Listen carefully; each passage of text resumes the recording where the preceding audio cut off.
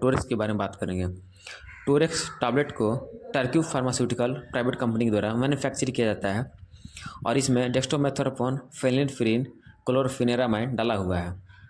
अगर आपको अस्थमिक कफ, वीपिंग कफ, post surgical कफ, dry cough और स्मोकर कफ, क्रोनिक कफ की समस्या हो तो आप इसका इस्तेमाल कर सकते हैं।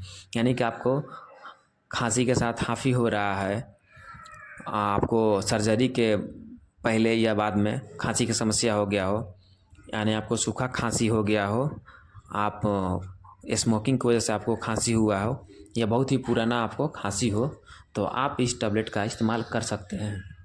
इस टैबलेट को एक टैबलेट सुबह, एक टैबलेट शाम खाना खाने के बाद कर सकते हैं। इसके साथ एंटीबायोटिक का सेवन करने से बेहतर रिजल्ट मिलता है, इसलिए अपने डॉक्टर से कंसल्ट करने के बाद एंटीबायोटिक ले लें, उसके बाद ही इसका सेवन करने से आपको बढ़िया फ़ायदा मिलेगा। वीडियो अच्छी लगी हो तो लाइक करें और मेरे चैनल को सब्सक्राइब करें। Thanks friend.